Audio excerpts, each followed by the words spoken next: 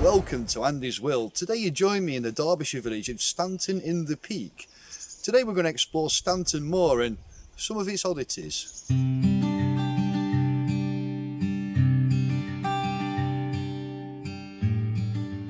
The village, mentioned in the Domesday Book and of possible Saxon origin, is a lovely stone-built estate village on a steep hillside with stunning panoramic views over spectacular scenery.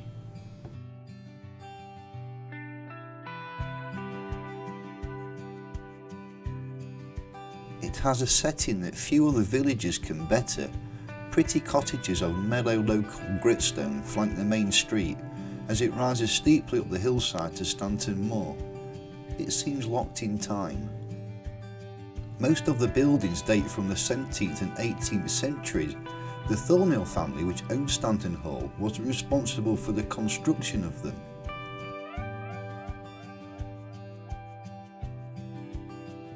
We climb the hill out the village and take the left-hand road to Stanton Lees. After a short climb up the hill, we arrive at the gateway to Stanton Moor.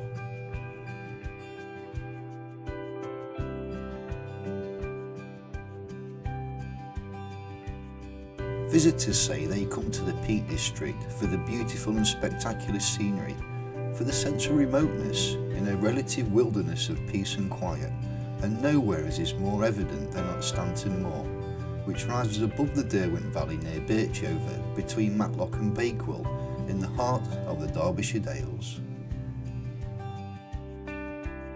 The sandstone on the moor has been quarried for many years and has left several old dormant quarries around the moor.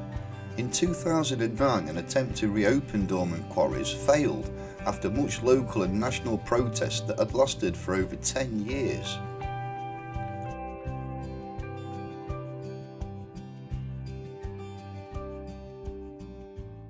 Behind me is the Nine Ladies Stone Circle, which folklore says that 7 ladies was caught dancing on the Sabbath to a fiddler and turned into stone. The 10th stone, the King's Stone, being the fiddler. Inscribed upon it is the name Bill Stumps, which is mentioned in the Pickwick Papers by Charles Dickens.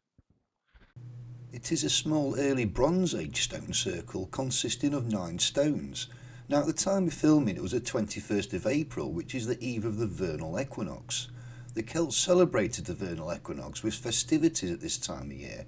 Pagans continue to celebrate the coming of spring, and folk still gather here today to celebrate the equinox and solstices.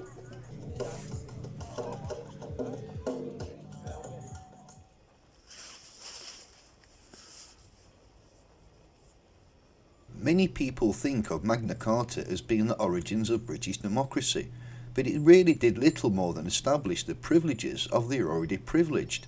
Voting rights were restricted to people who had significant property interests. This denied the right to vote for a large proportion of the population. A much larger step was the Great Reform Act of 1832, which reformed the English constituencies. These changes expanded the electorate by about 50%. The tower was constructed to commemorate the act and to honour Charles Grey, 2nd Earl Grey, who introduced the legislation. It was built by one of his supporters, Lieutenant Colonel Thornhill, who lived nearby.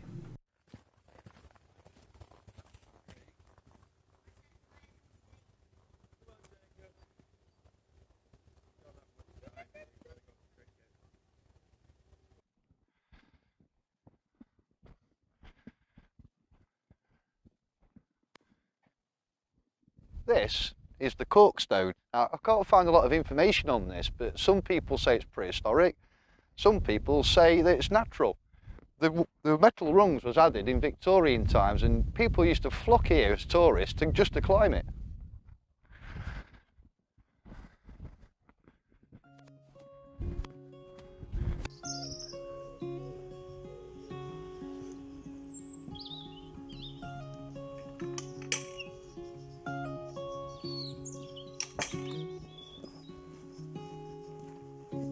I gave the climb a miss for today and left Stanton Moor, turning left down the country lane to Birchover.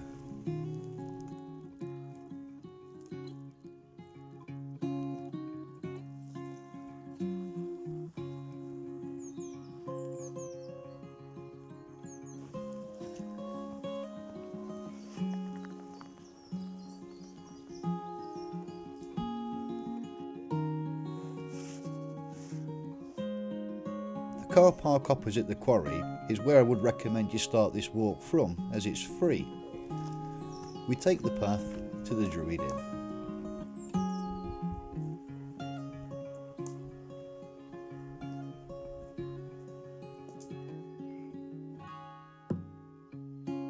Following the wooded ridge downhill, we emerge at the village of Birchover.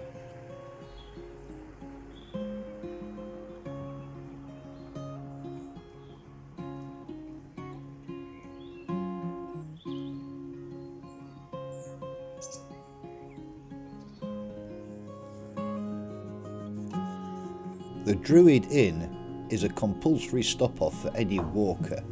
Everything's reasonably priced, although if you want food it's worth booking ahead as it gets very busy.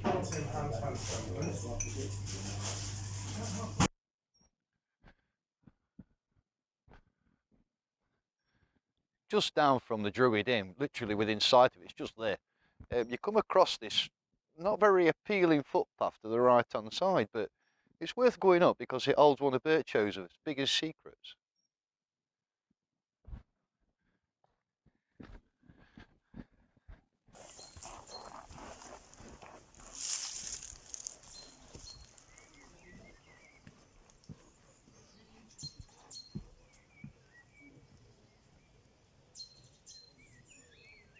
This hillside is littered with rock carvings that date from the 17th century and are said to have been created by the local person Reverend Thomas Eyre, 1717.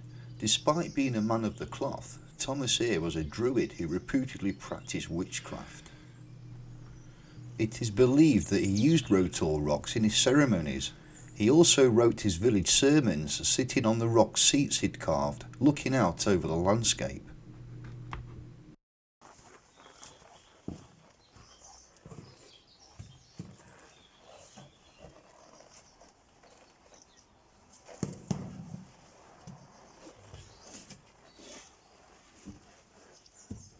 These rocks contain many passageways and gullies to have a scramble and explore, but care must be taken with small children as there is some sheer drops.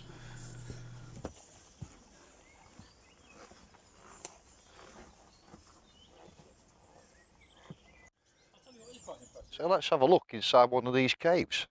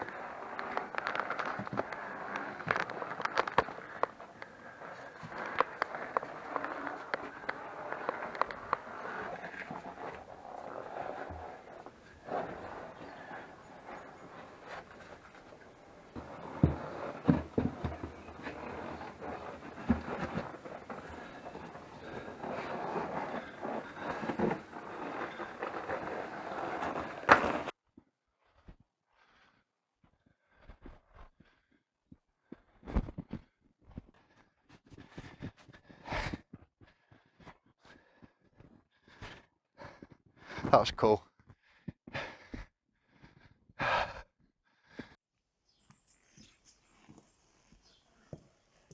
Leaving Rowtor Rocks, I head down the road and out to Birchover.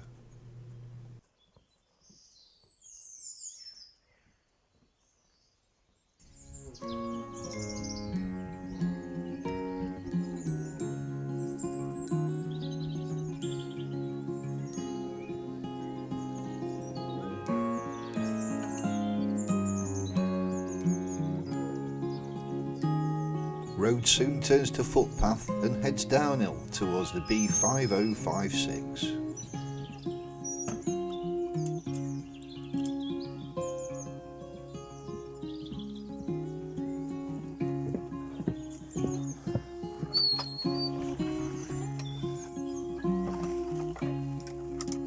Again, ample free parking here. I'll show a route map towards the end with all the places that are suitable for parking.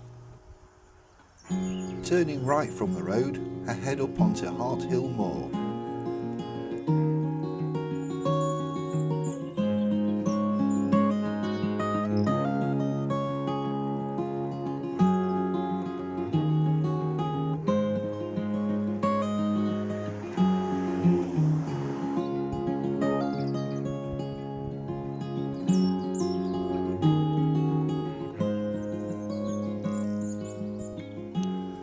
Now straight ahead is Robin Hood Stride, a quite large rocky pinnacle with 2 spires.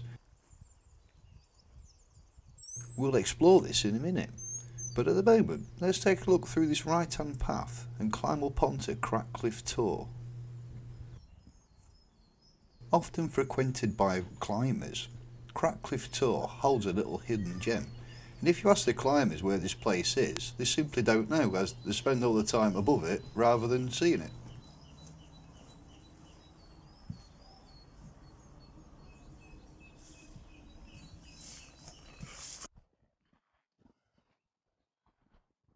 This is the Hermit's Cave, and it's quite well nestled and hidden amongst all these yew trees here, and it was said to be inhabited around the 12th century and has a finely carved crucifix on the wall.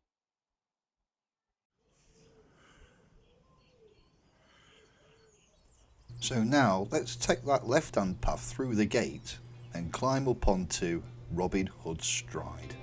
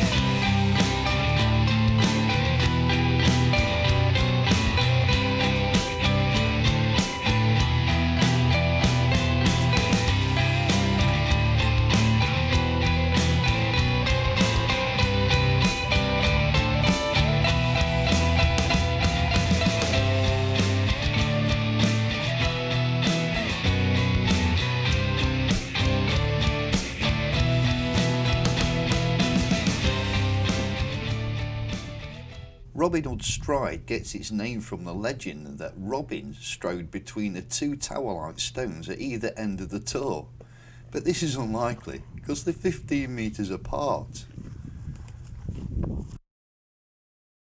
I continue north along Harthill Moor, crossing open pasture land and rolling green hills, and the walk just keeps giving, with more stone circles and standing stones.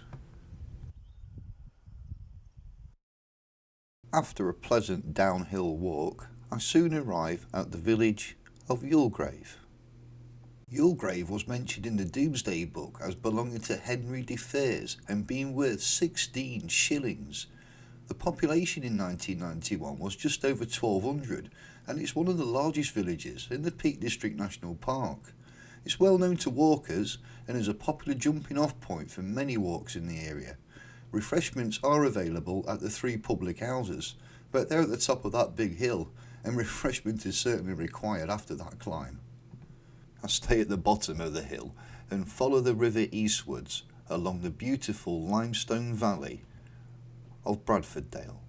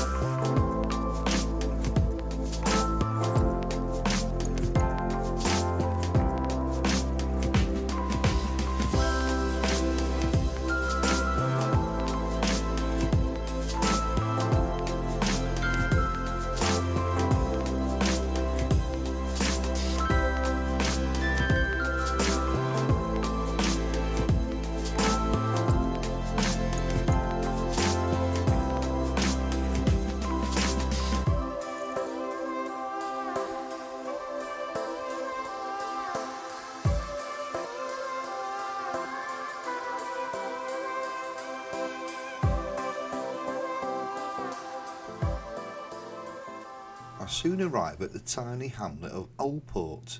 Alport means Old Town, possibly with market trading connotations. The hamlet lies on the line of the Derbyshire Portway, an ancient trading route. After reading this sign, I assumed I would be mistaken for a wretched peasant and be immediately sent on my way, so I continued east and left Alport.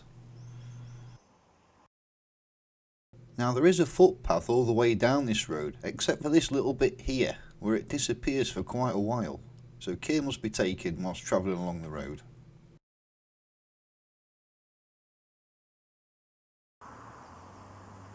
Turning left at the next junction and rejoining the B5056, we follow it for a short way until a wooded path on the left hand side can be found.